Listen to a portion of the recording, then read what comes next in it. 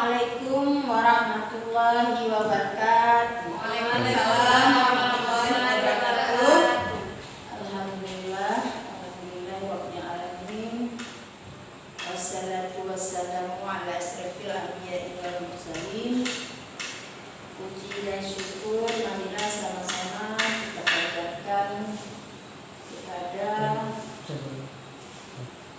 Allah SWT yang telah memberikan kita kesehatan dan kesempatan pada hari ini. Kemudian selawat beriringkan salam kita limpahkan kepada Nabi Muhammad SAW. Saya sangat mendukung penuh kepada pendidikan yang disebut dengan guru penggerak. Siap menjalankan apa yang disampaikan oleh guru penggerak nanti. Kemudian marilah sama-sama kita mendengar dengan seksama. Semoga menjadi pengalaman buat guru-guru yang lain ke depannya. Sampai di sini dulu. Assalamualaikum warahmatullahi wabarakatuh. Waalaikumsalam warahmatullahi wabarakatuh. Terima kasih kepada Ibu Mariani yang telah memberikan kata sambutannya. Dan acara selanjutnya yaitu pemaparan diseminasi tentang aksi nyata budaya positif yang akan disampaikan langsung oleh calon guru penggerak kita, yaitu Bapak Muhammad Saddam Hussein. Kepada Bapak Muhammad Saddam Hussein kami persilahkan. Silakan Pak. Bismillahirrahmanirrahim. Assalamualaikum warahmatullahi wabarakatuh. Waalaikumsalam warahmatullahi wabarakatuh. Apa kabar ibu-ibu semuanya? Alhamdulillah baik. Alhamdulillah. Marilah sebelum kita memasuki pada acara aksi nyata budaya positif, kita akan membuat ice breaking dulu. Ice breaking ini saya kasih beberapa tebakan. Contohnya, kalau saya sebutkan, kita tebak hewan. Misalnya hewan yang angkanya A, Yang di depannya A. huruf depannya A. Misalnya ayam. Tapi kita bukan ayam, huruf terakhirnya. Huruf terakhirnya ya. Ketika misalnya saya bilang ayam, berarti huruf akhirnya M.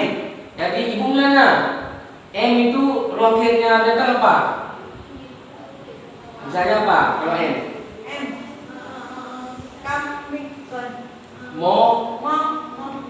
Monkey apa? Monyet. Nanti monyet kan T. T daripada guru lainnya. Coba kita praktekkan ya sama-sama ya. Mulai dari saya.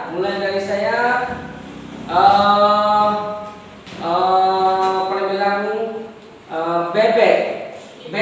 Bu Mulyana. Kijang. Iya, kijang. Apa lagi? Gajah. Assalamualaikum. Salam. Gajah. Harimau, ya. Coba Bu berani kasih lempar lagi ke guru lain. Coba.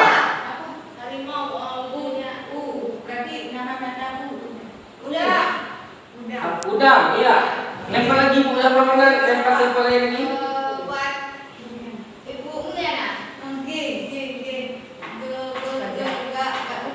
Udah tadi. Ya oke, cepat gigi.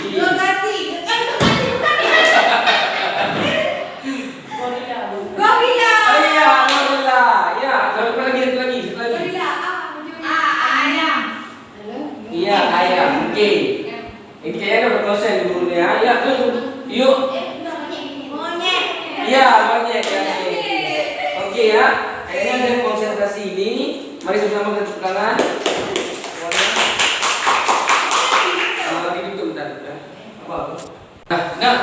Nah, baiklah Dewan Guru semuanya, mari kita mulai acara ini dengan baca semuanya. Mari kita buka acara semuanya. Mari kita buka acara ini dengan bacaan Al-Basmalah. Bismillahirrahmanirrahim.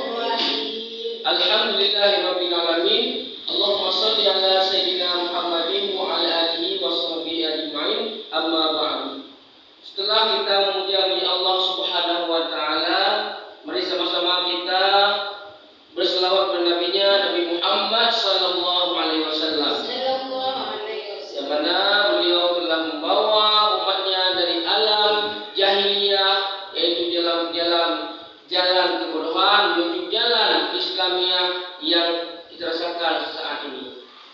Kemudian kepada ahli dan sahabat-sahabat semua.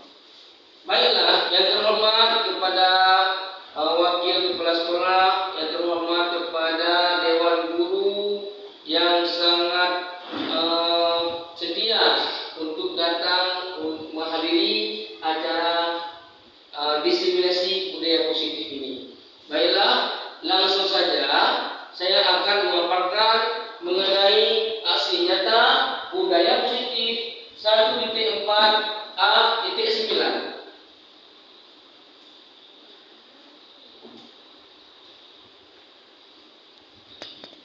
Ya, ini merupakan pembimbing kami, yaitu sebelah kini Pak Misbahul Munir. Beliau fasilitator kami. Kemudian ini sebelah samping ini Bu Fajra, beliau adalah PP atau pelajar praktik yang sebulan sekali akan datang ke sekolah kita ini. Dan alhamdulillah kita akan mulai dari yang pertama. Baik, ini dia.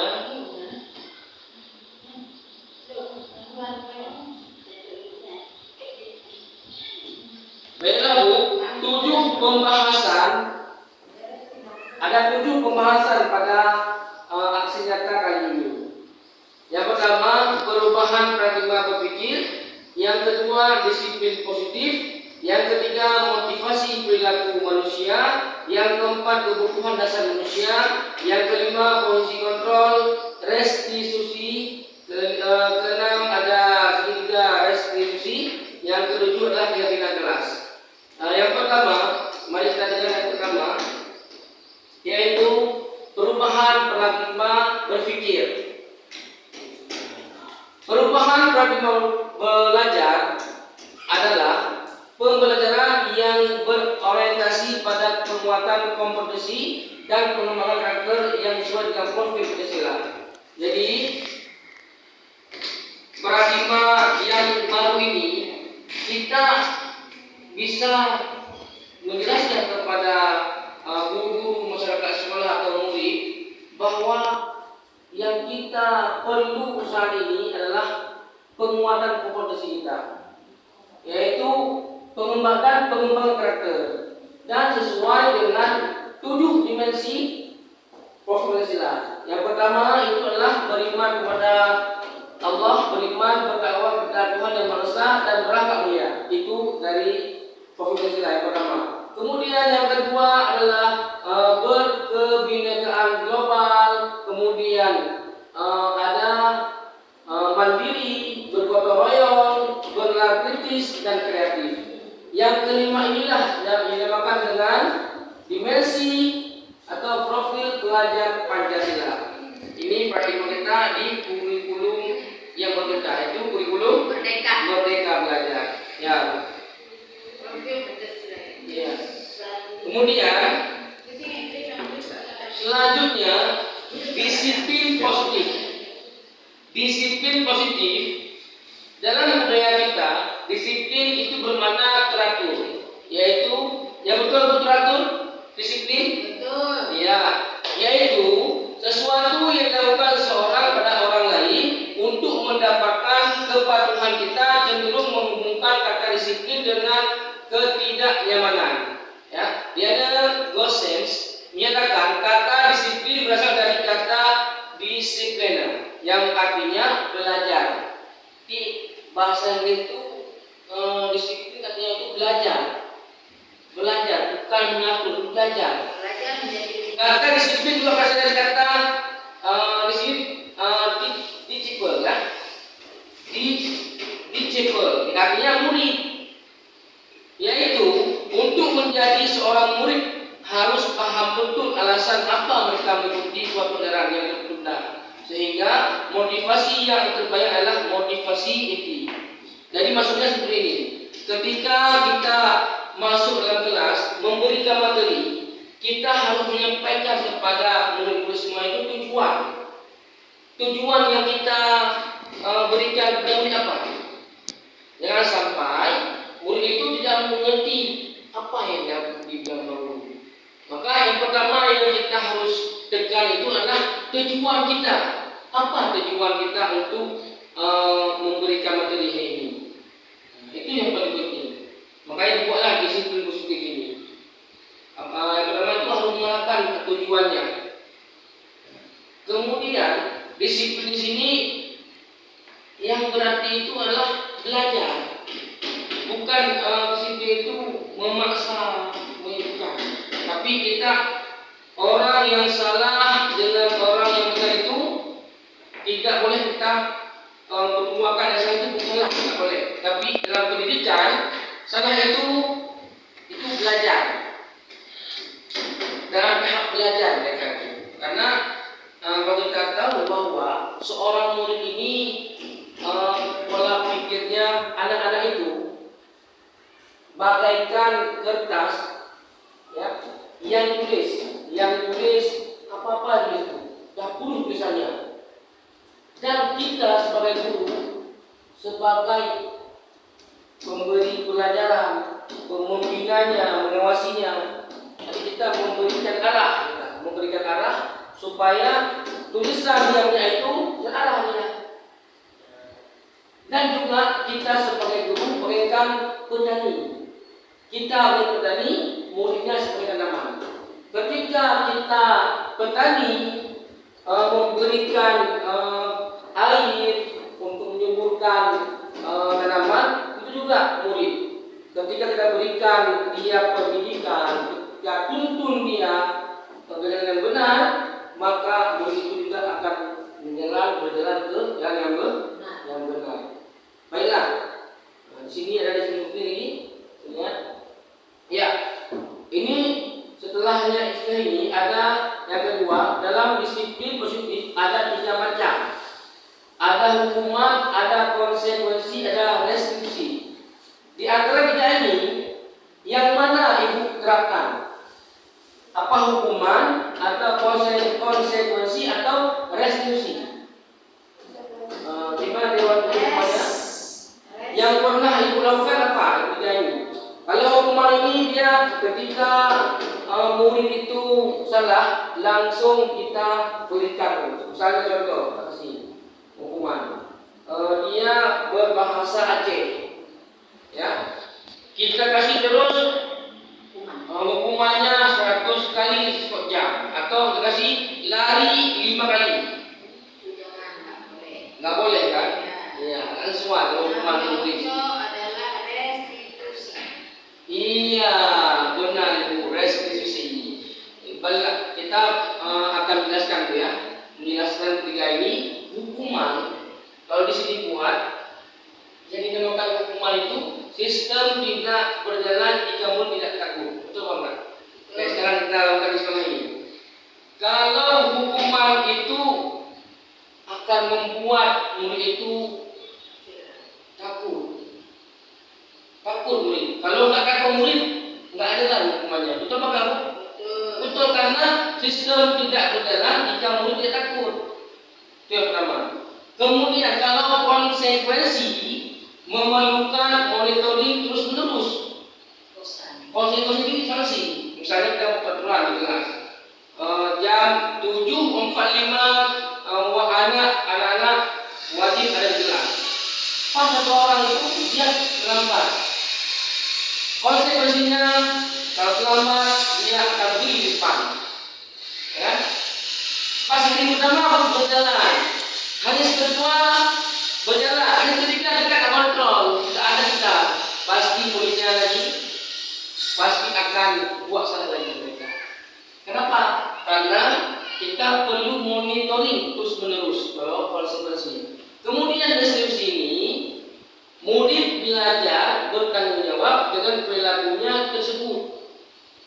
Misalnya murid itu salah, dia tahu salahnya apa. Contoh, dia terlambat sekolah.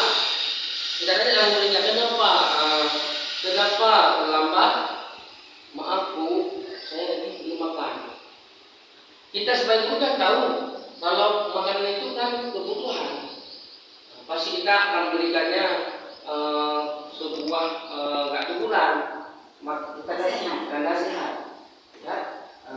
Maka murid itu bisa bertanggung jawab sendiri. Ya, ketika dia berbuat, dia berbuat salah, dia bisa bertanggung jawab. Kemudian hukuman. Yang kedua, murid akan menyembunyikan kesalahannya karena takut. Kalau kita terapkan hukuman, ini jadinya murid akan menyembunyikan kesalahannya karena takut. Kesalahan murid itu kalau dibuka pasti akan kena hukuman. Maka murid itu dipendam. Tapi kalau konsentrasi mendorong kepatuhan, kepatuhannya. Jadi kalau tidak patuh pada peraturan ini, maka saya akan dikenakan sanksi atau kondisi. Ada di baliknya ada kena sanksi lah sama si murid ini. Cuman orang yang resolusi mendorong untuk menimbulkan motivasi intrinsik, motivasi ekstrinsik ini. Ya, jadi kalau resolusi ini dia memberikan dasarnya, ada dasarnya orang murid itu. Di sini ada dibuat ini awal dasarnya. Dia mengetahui bahwa ini adalah salah. Sadar sendiri dia. Artinya dengan kita buat beberapa pertanyaan. Contoh pertanyaannya, kenapa kamu terlambat? Saya belum makan. Apakah kebiasaan? Apakah kamu selalu seperti itu? Tidak. Apa kesalahan kamu sekarang? Kita berikan. Apa kesalahan kamu sekarang? Saya terlambat. Ya, keyakinan kita apa? Keyakinan saya di kelas itu adalah datang tepat pada waktunya. Ya, bagaimana kamu memberikan perubahan? Bisa nggak berubah? Bisa. Apa perubahannya? Saya datang tepat lagi, makan waktu lagi, ya itulah tuh restitusi itu ya. Jadi mereka itu mendorong untuk menimbulkan motivasi intrinsiknya, ya, motivasi dasarnya, bukan dari luarnya. Jadi dari dalam hati sendiri. Iya, dari sendiri dia, mulai dari diri sendiri, nggak kepengaruh sama luar. Kalau ini motivasi intrinsik, dia menimbulkan suatu dorongan itu dari dasar dia, dari dia ketahui. Misalnya dia ketahui bahwa bertanggung jawab itu bagus, itu udah dia berjawab. Tapi kalau ekstrinsik di luar itu, di luar dari dia, luar teman, kalau dari orang lain, itulah ekstrinsik. Kemudian langsung yang terakhir terus peraturan. Kalau hukuman, peraturan dibuat oleh guru atau memaksa mengontrol anak. Dia terikat dikontrol kemana. Kalau nggak buat peraturan atau kena peraturan akan dihukum. Kemudian penguatan negatif. Jadi terakhir anak akan dendam. Ketika kita menghukum, maka seorang anak itu akan dendam, bukan dendam sedikit, Bu. Dendam berkepentingan. Saya mengalami ketika kita buat hukuman yang tidak pantas, hukumannya itu tidak sesuai dengan dia. Misalnya dia karena dia saja kasih yang berat, maka dia akan dendam berkepentingan dan dia tidak akan lagi berbicara dengan kita, tidak akan berbicara. Itulah kalau kita berikan hukuman. Tapi kalau kita kalau situasi memaksa mengontrol anak bagus, ada peraturannya, cuma memaksa mengontrol anak. Tapi terpaksa dia. Ketika didaya, dia mau sholat. Kalau dia mau sholat, kadang ada peraturan. Itu jadinya. Tetapi kalau masuk ke restitusi, dibuat oleh murid.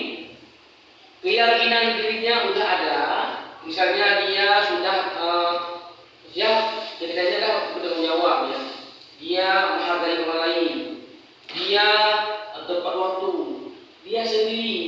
bersepakat untuk menulis diri dia. Jadi dia ketika dia buat salah, dia bisa mengevaluasi diri sendiri. Itu kelebihan restitusi. Murid paham bahwa dirinya sendiri yang kendali program. Jadi murid itulah yang membuat kendali program. Jadi murid itu dapat kita simpulkan bahwa ketika tiga ini, kalau menurut itu mana yang cocok kita terapkan di sekolah kita? Iya, restitusi. Jadi restitusi ini merupakan membangun kesadaran murid mulai dari pertanyaan, ya, kemudian murid akan memberikan keyakinan-keyakinannya dan dia masuk lagi ke kelompoknya. Baiklah, untuk lebihnya ada di kepala ini dan ini untuk dalam ini, ya, pertanyaan penting. Pertanyaan pemantik ada cerita dalam kasus Doni di atas, apabila jawaban Doni ketika ditanya oleh Ibu Ambar adalah karena ia lapar dan orang tuanya tidak membawakannya bekal makan siang, maka kebutuhan dasar yang sedang berusaha dipenuhi oleh Doni adalah kebutuhan untuk bertahan hidup. Jadi ada 5 dasar kebutuhan kita. Yang pertama itu adalah ini kebutuhan untuk bertahan hidup atau survival. Yang kedua, cinta dan kasih sayang. Yang ketiga, kebebasan. Yang keempat, kesenangan. Yang kelima, kekuasaan. Dalam cerita tersebut menyatakan bahwa ada seorang murid di sekolah, dia melaporkan kepada gurunya bahwa si Doni ini dia mengambil makanannya. Jadi kenapa si Doni ini mengambil makanan si kawannya tersebut? Jadi apa itu? Kenapa? Kebutuhan apa si Doni yang diperlukan? Sini dah kita bahas semuanya. Ada 5 ya. Ada 5 kebutuhan. Pemantiknya dari cerita ini, si Doni orang yang mengambil punya orang. Kenapa dia ambil? Kebutuhan apa yang sedang dia mau miliki? Dari 5 kebutuhan. Pertama, kebutuhan bertahan hidup. Nah, yaitu kebutuhan bertahan hidup, kebutuhan adalah kebutuhan yang bersifat fisiologis untuk bertahan hidup. Misalnya kesehatan, rumah, makanan, kebutuhan biologis sebagai bagian dari proses reproduksi, termasuk kebutuhan untuk tetap hidup. Jadi kebutuhan hidup ini sangat penting. Kalau ibu semuanya, kalau kita tidak makan pagi, enak kita belajar. Kalau kita tidak makan pagi, bisa nggak kita belajar orang? Gak tenang, iya betul. Kalau kita sakit, bisalah kita mengajar? Tidak. Berarti kebutuhan bertahan hidup ini sangat dibutuhkan. Kasus Doni, dalam kasus Doni, apabila jawaban Doni ketika ditanya oleh Ibu Ambar adalah karena ia lapar dan orang tuanya tidak membawakannya bekal makan siang, maka kebutuhan dasar yang sedang berusaha dipenuhi ini adalah kebutuhan untuk bertahan hidup. Kenapa diambil punya orang ini? Karena dia belum makan. Kemudian yang kedua, yaitu kasih sayang dan rasa diterima. Ini harus kita guru semuanya, kita harus tahu ini. 5 ini harus tahu kita kenapa murid membuat ini. Ada murid kita kan nakal, sini nggak dapat. Ada murid kita itu diam di kelas. Itu kita tahu. Ini. Yang kedua, kasih sayang dan rasa diterima. Kebutuhan untuk diterima, yaitu kebutuhan akan kemandirian, otonomi, dan memiliki pilihan dan mampu menentukan arah hidup seseorang. Tadi, dalam kasus di atas, apabila Doni menjawab bahwa alasannya mengambil bekal temannya karena dia merasa senang, temannya jadi memperhatikan dia. Ketika temannya melaporkan tindakannya itu pada gurunya, dan gurunya memberitahukan bahwa orang tuanya, sehingga orang tuanya itu jadi memperhatikan dia, maka kebutuhan dasar yang kita dipenuhi ini ini adalah kebutuhan akan kasih sayang dari rumah. Jadi di Doni ini kan di rumahnya itu tidak ada kasih sayang, jauh dari orang tua. Maka dia dan kawannya mengambil makanan temannya itu bukan untuk mencelakakan, tapi dia ingin berteman, ya, ingin diperhatikan, ya, ingin diperhatikan ya. Ada murid itu di kelas ada banyak kan. Makanya sebelum kita memberikan sesuatu itu atau mungkin apa, kita harus tahu kebutuhannya. Kemudian termasuk kebutuhan ini. Yang ketiga, yang ketiga, penguasaan, kebutuhan pengakuan atas kemampuan, yaitu kebutuhan ini berhubungan dengan kekuatan untuk mencapai sesuatu, menjadi kompletan, menjadi terampil, diakui atas prestasi dan keterampilan kita, didengarkan dan memiliki rasa harga diri. Ini orang contohnya ada nggak anak yang mau diakui sama orang? Misalnya gini, kita memilih ketua kelas, pas siapa mau ketua kelas, langsung saya Bu. Jadi kawan lain, yuk, pilih saya. Itu dia merasa ada nggak seperti itu? Ada, pasti ada. Dia merasa dia ada kemampuan, ada power pada dirinya. Itu ada kuasa. Kalau Doni, lalu sudah apabila jawaban Doni adalah dia merasa hebat karena temannya jadi takut dan dia dan keinginannya, maka sebetulnya Doni sedang berusaha memenuhi kebutuhan rekannya, itu kekuasaan. Jadi Doni ini kalau dia mengambil makanan kawannya itu, dia merasa hebat. Dia dapat dia takut orang sama si Doni kalau diambil kanan mau Doni. Dia mau ada rasa kekuasaan gitu. Ada nggak murid seperti itu? Ada banyak kan. Kemudian yang terakhir kan, kebebasan atau kebutuhan akan pilihan, yaitu kebutuhan akan kemandirian, otonomi, memiliki pilihan dan mampu mengendalikan arah hidup seseorang. Ini yang tadinya. Tadi yang nomor 2 itu sebenarnya kebebasan. Ya, tadi kebebasan ini yang betul ini adalah kebutuhan akan kemandirian, otonomi, memiliki pilihan, mampu mengendalikan arah hidup seseorang. Nah, otonomi ini kita baca, bila jawaban Doni dalam kasus di atas adalah mampu dia merasa bosan dengan bekal makanan yang dibawakan ibunya dari rumah karena ibunya selalu membawakan bekal yang sama. Oleh karena itu dia ingin mencoba makanan teman-temannya yang beraneka ragam. Maka Doni sedang berusaha memenuhi kebutuhannya akan kebebasannya. Jadi Doni di sini dia mau mengambil makanannya itu untuk dia mau memilih apa yang disukainya. Dia mau memiliki kebutuhan pilihan. Kadang di tempatnya itu makanannya sedikit, atau makanannya itu cuma nasi tok. Tadi diminta sama kawannya itu. Dia memenuhi kebutuhan akan kebebasannya. Itulah dari 5 kebutuhan ini, yang mana yang sangat perlu kita terap, yang mana sangat perlu kita. Coba yang ini.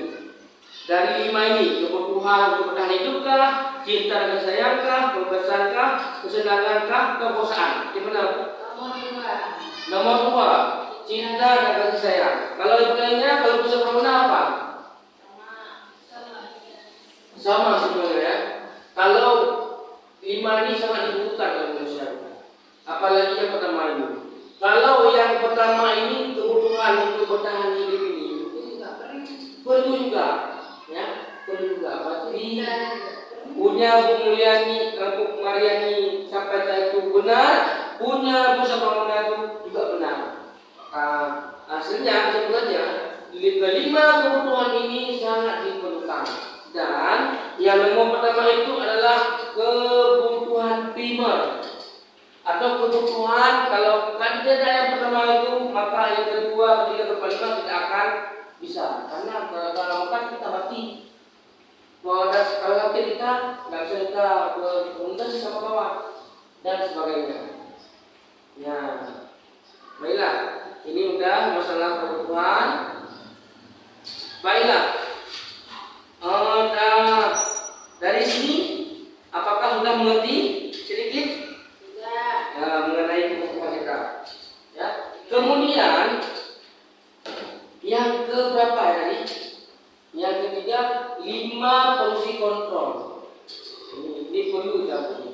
Yang pertama penghukum, yang kedua pembuat rasa salah, yang ketiga teman, yang keempat pemantau, yang kelima manajer. Ya, saya akan memberikan videonya biar ibu lihat bagaimana. Tapi tidak ada suara, juga. Ada suara. Baiklah, apa? Saya akan menjelaskan aja. Iya, speakernya harus ada. Belum ada. Jadi 5 fungsi kontrol ini adalah 5 Diana Gosling adalah dalam bukunya Restoring School Discipline mengemukakan bahwa guru perlu meninjau kembali penerapan disiplin di dalam ruang-ruang kelas mereka selama ini. Apakah telah efektif, apakah berpusat memerdekakan murid atau memerdekakan murid. Kita tahu ini. Makanya kita tahu posisi mana yang bagus. Orang itu posisi mana yang bagus. Dari mana sebelum saya jelaskan. Ada penghukum, ada pembuat rasa salah, ada teman, ada pemantau, dan manajer. Teman ya. Saya contohkan semuanya ya, biar ini. Misalnya penghukum. Jadi penghukum itu, ya ini dia. Penghukum, seseorang penghukum bisa menggunakan hukuman fisik maupun verbal. Orang-orang yang dengan posisi hukum senantiasa mengatakan bahwa sekolah memerlukan sistem atau alat yang dapat lebih menekan murid-murid lebih dari lagi. Contoh, saya panggil seorang saya namanya Muhammad. Datang, ya, ada apa Bu? Muhammad, kamu selalu terlambat. Soalnya minum kali. Itu contoh penghukum ya. Jadi seorang yang menghukum itu, maka murid itu akan terasa dendam sama gurunya itu. Akan terasa murid pada guru itu lari, sembunyi. Kita main kumpul sama gurunya. Itulah dari penghukum itu dampaknya murid itu sangat luar biasa, nggak bagus, negatif. Yang kedua, pembuat merasa bersalah. Pada posisi ini misalnya guru akan bersuara lebih lembut. Pembuat rasa bersalah akan menggunakan keheningan yang membuat orang lain merasa tidak nyaman. Bersalah, rendah diri, kata-kata yang keluar dengan lembut akan seperti ibu sangat kecewa sekali dengan kamu. Berapa kali bapak harus meminta kamu? Contoh, dia datang sekolah si Muhammad, kenapa? Ibu selalu lihat kamu terlambat. Padahal udah bilang berkali-kali sama kamu, ya nggak boleh lambat. Ibu selalu kecewa sama kamu. Berapa kali udah ibu bilang jangan lambat kamu. Lambat itu membuat rasa murid itu bersalah. Dia guru pun membuat rasa kecewa dia. Nanti serba salah. Ya, serba salah. Ibu sangat kecewa sekali sama kamu. Jadi dia macam sebenarnya udah ada dong gitu kan. Ya. Berapa lagi? Itu membuat rasa bersalah. Kemudian yang ketiga, teman. Ya, teman. Guru pada posisi ini tidak akan menyakiti murid, namun tetap berupaya mengontrol murid melalui persuasi. Posisi teman pada guru bisa negatif atau positif. Posisi positif di sini berupa hubungan baik yang terjadi antara guru dan murid. Contoh, misalnya kata Muhammad, kenapa nak terlambat? Kenapa nak terlambat? Itu dia nampak ya. Ya Bu, kenapa Mama? Kenapa? Iya, besok kita ketemu lagi ya nak. Masuk dulu. Nah itu kita membawa hubungan teman kepada anak. Nah, itu teman ya. Guru dan murid itu membuat rasa kemanusiaan bagus atau menjadi teman. Kemudian yang keempat itu pemantau, yaitu pemantau berarti mengawasi. Pada saat kita mengawasi, kita bertanggung jawab atas perilaku orang-orang yang kita awasi. Posisi pemantau berdasarkan pada peraturan-peraturan dan konsekuensi dengan menggunakan sanksi ataupun konsekuensi yang dapat memisahkan hubungan pribadi kita dengan murid. Jadi ini juga itu. Contoh, Muhammad, kenapa kamu terlambat Muhammad? Ya Bu, saya terlambat tadi makan. Apa kamu tahu bahwa kita jam ini sudah masuk, sudah tapi saya ya dari tadi kamu harus membaca lagi ya sebelum tidur. Kamu harus melihat lagi ya pagi-paginya itu harus kamu lihat jam 7.45 harus dan mandi dulu jam 7 jam 5 kamu harus ke sekolah ya nak. Iya Bu, oke masuk. Itu pemantau, kita mengawasi yang memberikan kawasan ini. Itu contoh pemantau ya. Kemudian contoh yang terakhir yaitu contoh manajer. Ya, ini manajer. Posisi terakhir manajer, posisi ini posisi di mana guru berbuat sesuatu bersama dengan murid, mempersilahkan murid mempertanggungjawabkan perilakunya, mendukung murid agar dapat menemukan solusi atas permasalahan sendiri. Seorang manajer telah memiliki keterampilan di posisi teman maupun pemantau.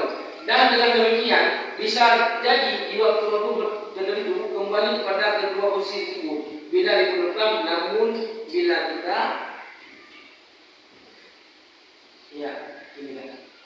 Ya, berarti contohnya manajer ini contohnya ini. Muhammad ini. Kenapa kamu Muhammad? Apa kamu tahu kesalahan kamu?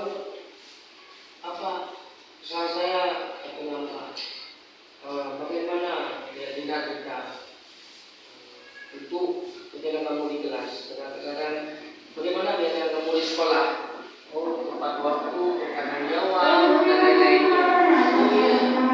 Apakah ini sesuatu kelompok ini merupakan nilai? Oh bukan, kegiatan saya tepat pada waktunya. Ya, tepat pada waktunya. Untuk besok apa yang kamu buat dengan kejadian ini?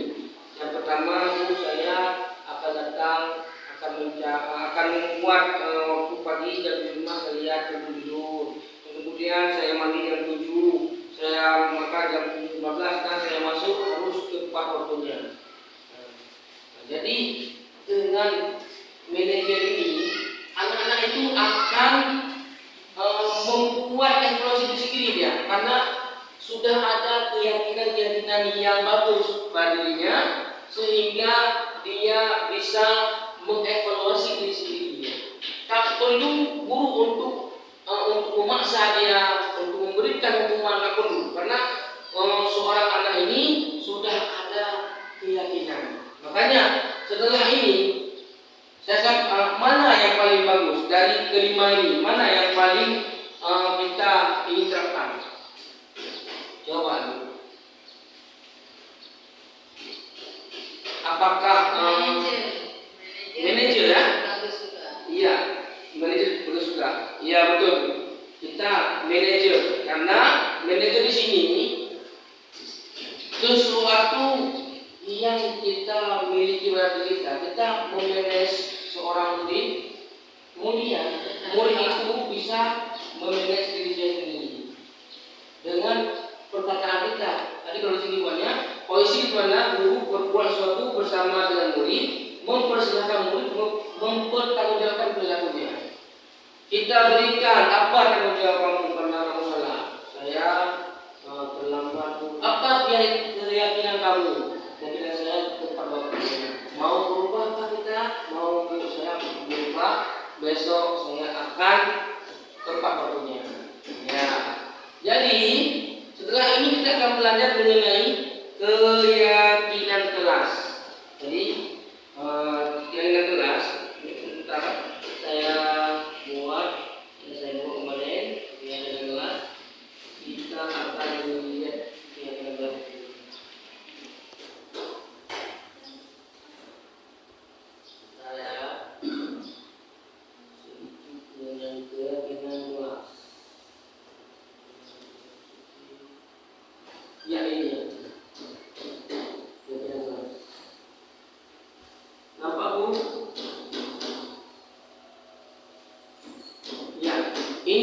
Keyakinan kelas yang saya buat di kelas saya. Yang pertama, keyakinan kelas adalah sebuah motivasi yang berisi kata-kata kebajikan, nilai-nilai yang baik, yang universal, yang tidak berkaitan dengan bangsa, tidak berkaitan dengan agama, dan tidak berkaitan dengan suku, tidak. Karena keyakinan ini punya sifat pribadi yang baik. Contoh, setiap anggota kelas jagalah kebersihan. Di dalam kelas itu kita, misalnya saya di kelas itu, ya, itu murid-muridnya. Saya tanya sama murid-murid, ya Bu, apakah ada apa yang kamu impikan di kelas ini? Lalu kemudian apa? Apa yang apa yang boleh mimpikan kalau ada di kelas yang mana yang bagusnya? Yang mana? Kelas yang mana yang enak? Kelas yang misalnya yang nyaman, ya betul. Kalau kita nyaman di kelasnya, kita pasti bisa belajar yang tenang, ya. Kemudian kalau Bu Wilda coba, yang kita impikan kelas di mana? Nyaman, yang bersih, ya. Kalau tidak ada sampah, kalau ruangan kita itu, kelas kita itu bersih, maka kita juga waktu belajar nyaman dan aman. Maka saya buatlah ini keyakinan kelas saya. Setiap anggota kelas jagalah kebersihan. Keyakinan kelas ini, ya, lawannya daripada peraturan. Hampir sama peraturan, cuma kalau peraturan itu dia penerapannya, kalau dia nggak ikut peraturan maka dia akan kena sanksi. Tapi kalau keyakinan kelas ini, murid yang sepakat sendiri, dia sendiri yang akan membuatnya. Contoh, keyakinan apa keyakinan kamu ingat? Keyakinan saya adalah misalnya, kalau ibu apa keyakinanmu? Keyakinannya misalnya untuk sholat 5 waktu. Sholat 5 waktu berarti itu saya tanpa disuruh pun mengerjakannya. Iya. Kalau nggak ada orang yang melihatnya. Iya, betul Bu. Itu keyakinan. Masuk ke apa itu? Masuk ke keyakinan Agama. Iya, masuk tepat waktu, ya, sholat. Kemudian kalau kita ada keyakinan bertanggung jawab. Bertanggung jawab, misalnya masuk kelas mengajar tepat waktu. Iya, kalau kita tidak pikir misalnya. Kalau tidak pikir, rasanya kita merasa bersalah, risih dengan kawan yang lain, dan merasa tidak nyaman berada di situ. Dan tidak bertanggung jawab. Mengerti nggak mengenai keyakinan kelas? Sudah. Iya, saya ulangi lagi. Keyakinan kelas itu adalah kata-kata kebajikan yang universal, tidak terkait dengan mengenai bangsa, suku dan lain-lainnya. Berarti keyakinan, coba ibu semuanya, saya mau lihat keyakinan kelas ini apa? Coba Bu Reda, keyakinan kelasnya di sini apa? Ya, silakan. Silakan tulis. Tulis jam 4 boleh juga, apa boleh juga, 3 ya boleh ya. Iya, boleh tulis mengerti.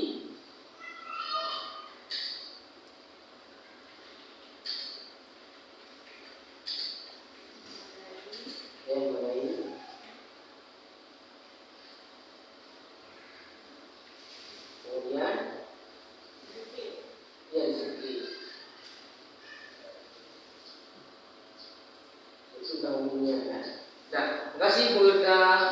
Kemudian Bu Irda itu. Coba kira-kira Bu Irda apa kelasnya? Misalnya kayak Bu Irda, dia ada pikirannya menghormati gurunya, menghargai, disiplin, apalagi Bu Irda kan? Ada berdoa, ada jawab, ada tanggung jawab. iya, jawab, berterima kasih, kemudian ada lagi banyak kali yang kita lihatkan. Ya, terima kasih menjaga kebersihan, ya itu makanya ini ada dari kita ada menghormati. Jadi setiap kita itu catatkan anak itu dia dengan kelas untuk menghormati dia. Jadi ketika dia salah, dia sudah ada keyakinan kelasnya. Kita berikan pertanyaan, kamu apakah sudah ada keyakinan kelas kamu? Ada apa gitu? Saya harus tepat waktu sekolah. Ya, berarti kamu sudah ada keyakinan ya nak? Ya, berarti mulai besok mau berubah? Ya Bu, saya mau berubah. Apa yang mau berubah? Saya mau keyakinan saya yaitu tepat pada waktunya, menghormati guru, disiplin, dan bertanggung jawab. Baik ya. Itulah contohnya. Contoh ketika kita membuat keyakinan jelas, maka murid akan membuat evaluasi dirinya sehingga dia masuk dalam kelompok yang lainnya dan dia merasa dirinya itu telah menjadi kontrol dirinya. Dia menjadi pengontrol dirinya. Itu yang mau kita terapkan di sekolah kita ini. Sampai sini sudah mengerti Bu? Sudah. Alhamdulillah. Baiklah. Yang terakhir, saya akan membuat ada nama itu segitiga restitusi. Itu yang terakhir. Mari kita nonton. Ada ini ada video. Mari saya akan membuka videonya. Yang terakhir.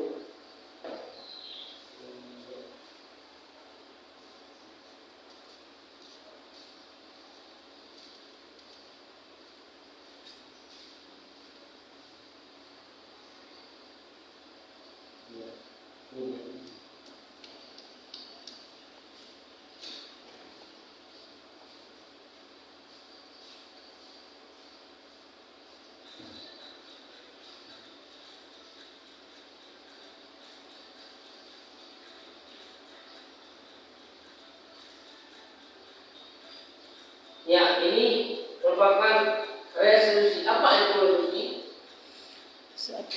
Maaf ya, ini resolusinya. Selamat datang ke surga. Ada apa? Surga. Ini videonya. Tadi yang pertama itu apa itu resolusi? Kita sampai lagi ya.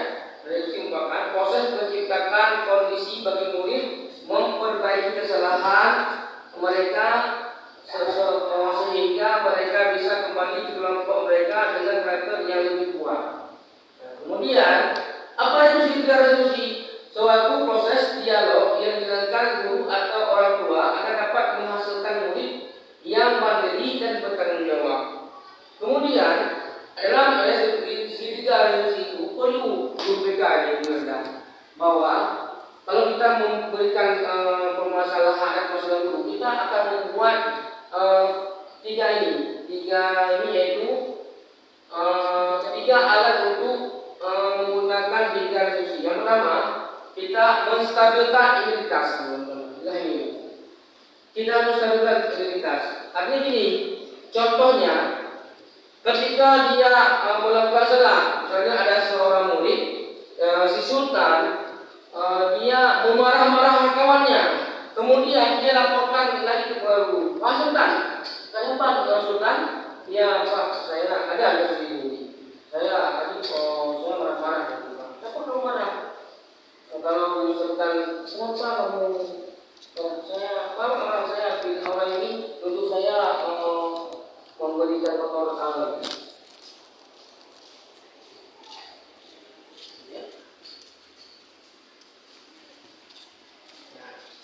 Ini menstabilkan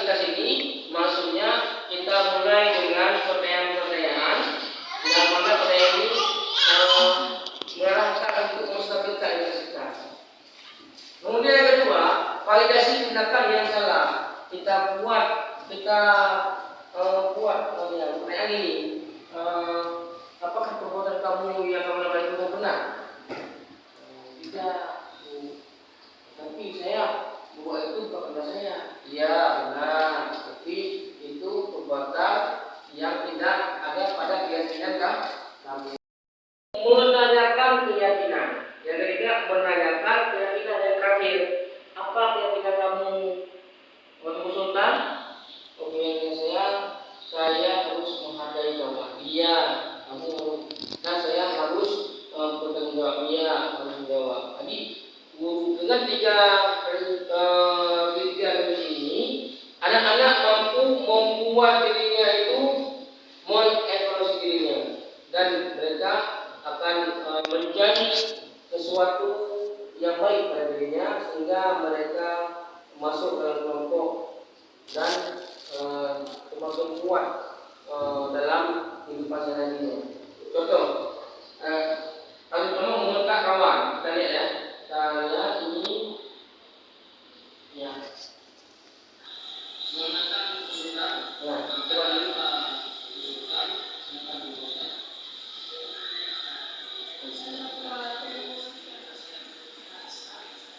ya ini untuk tadi ya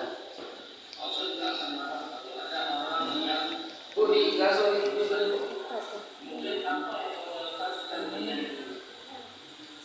Mak beli ayam di sini. ya, oh itu pasti kamu melakukan seperti itu karena alasan kan? Ya, nah, wajarlah mempertahankan sendiri tapi suatu yang sangat baik. Itu kamu tidak melakukan tidak lagi, hanya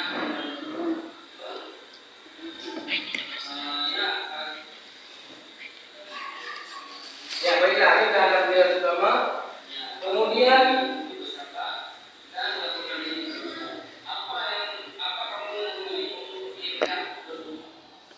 ya ini video yang kedua, kasus bolos. Nah ini dia bolos. Ini buku akil. Ternyata bahwa ini buku akil ini dia bolos, nggak mau masuk ke kelas.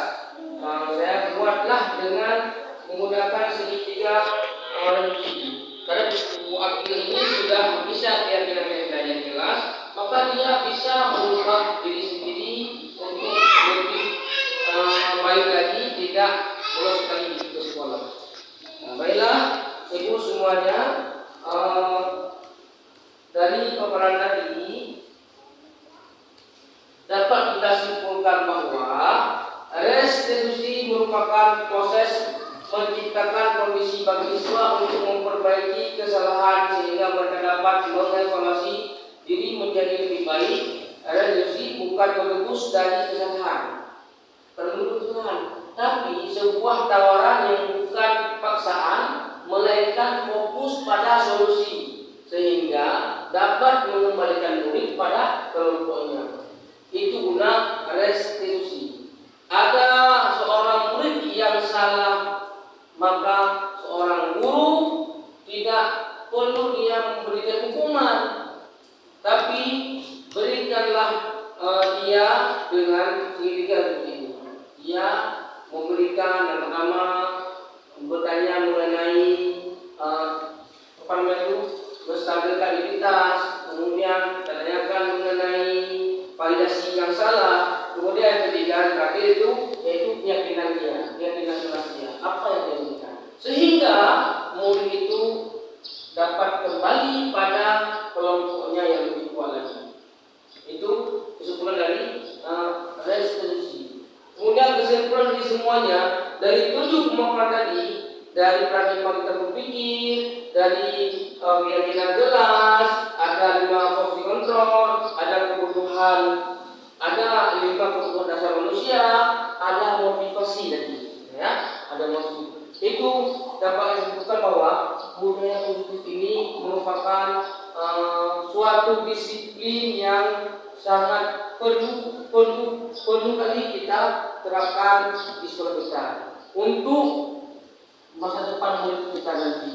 Kita mau muridnya itu dalam kelas nyaman, dalam sekolah nyaman, aman, dan kita juga perlu seorang murid itu dapat membuat dia mengendalikan diri sendiri.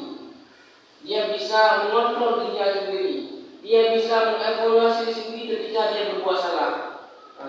Jadi ketika kita sudah membuat budaya positif berkelanjutan di sekolah kita, maka terwujudlah 7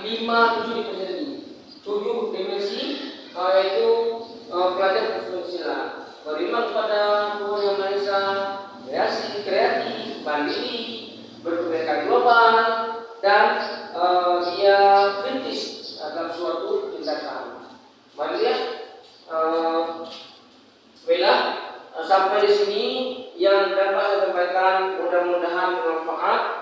Sebagai penutup, mari sama-sama kita baca doa akhir pertemuan. Subhanakallahumma wa bihamdika asyhadu an la ilaha illa anta nastaghfiruka wa natubu ilaik. Kita selawat ya kali. Sallallahu ala Muhammad sallallahu alaihi wasallam. Sallallahu ala Muhammad sallallahu alaihi wasallam. Sallallahu ala Muhammad ya Rabbi salli alaihi wasallim. Billahi taufiq wal hidayah.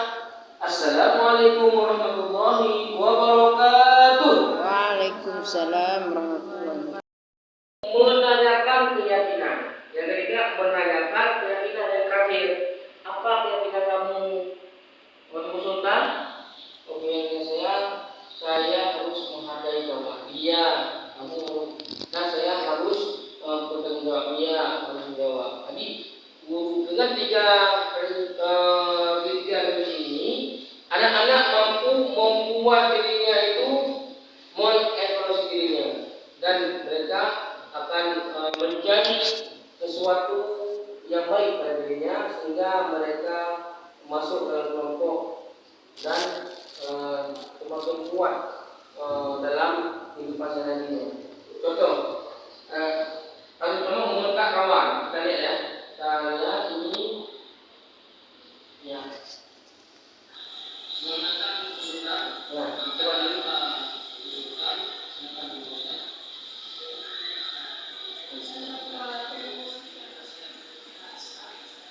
Ya, ini untuk tadi. Ya. Bu, langsung itu dulu. Mak beli ayam di sini. Ya. Oh, itu pasti kamu melakukan seperti itu karena alasan kan? Ya, nah, wajarlah mempertahankan sendiri tapi suatu yang sangat itu kamu tidak melakukan tidak lagi hanya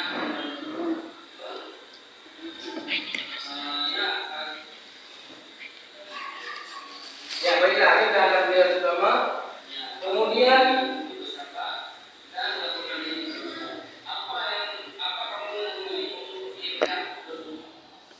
ya, ini video yang kedua, kasus bolos. Nah, ini dia bolos. Ini untuk wakil. Ternyata bahwa ini wakil ini dia bolos, nggak mau masuk ke kelas. Saya buatlah dengan menggunakan segitiga karena wakil ini sudah bisa keyakinan mereka di kelas, maka dia bisa merubah diri sendiri untuk lebih baik lagi, tidak bolos sekali ke sekolah. Nah, baiklah, ibu semuanya, dari paparan tadi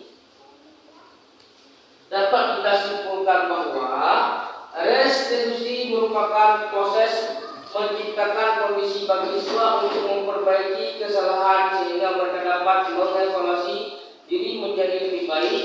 Restitusi bukan menebus dari kesalahan. Termenurut Tuhan, tapi sebuah tawaran yang bukan paksaan, melainkan fokus pada solusi sehingga dapat mengembalikan murid pada kelompoknya. Itu guna restitusi. Ada seorang murid yang salah, maka seorang guru tidak perlu dia memberikan hukuman, tapi berikanlah dia dengan pendidikan begitu. Dia memberikan yang pertama bertanya mengenai menstabilkan identitas, kemudian tanyakan mengenai validasi yang salah, kemudian ketiga terakhir itu yaitu keyakinan dia, apa yang dia inginkan, sehingga murid itu dapat kembali pada kelompoknya yang lebih kuat lagi. Itu kesimpulan dari restitusi. Kemudian kesimpulan dari semuanya dari 7 pemaparan tadi, dari paradigma kita berpikir, dari keyakinan jelas, ada 5 fungsi kontrol, ada kebutuhan, ada 5 kebutuhan dasar manusia, ada motivasi tadi, ya, ada motivasi. Itu dapat disebutkan bahwa budaya positif ini merupakan suatu disiplin yang sangat perlu kali kita terapkan di sekolah kita untuk masa depan murid kita nanti. Kita mau muridnya itu dalam kelas nyaman, dalam sekolah nyaman, aman, dan kita juga perlu seorang murid itu dapat membuat dia mengendalikan diri sendiri. Dia bisa mengontrol dirinya sendiri. Dia bisa mengevaluasi diri sendiri ketika dia berbuat salah. Jadi ketika kita sudah membuat budaya positif berkelanjutan di sekolah kita, maka terwujudlah di 7 dimensi, yaitu pelajar berfungsilah beriman kepada Tuhan Yang Maha Esa, kreatif, mandiri, berkebijakan global, dan dia kritis akan suatu tindakan. Mari lihat, sampai di sini yang dapat saya sampaikan, mudah-mudahan bermanfaat. Sebagai penutup, mari sama-sama kita baca doa akhir pertemuan.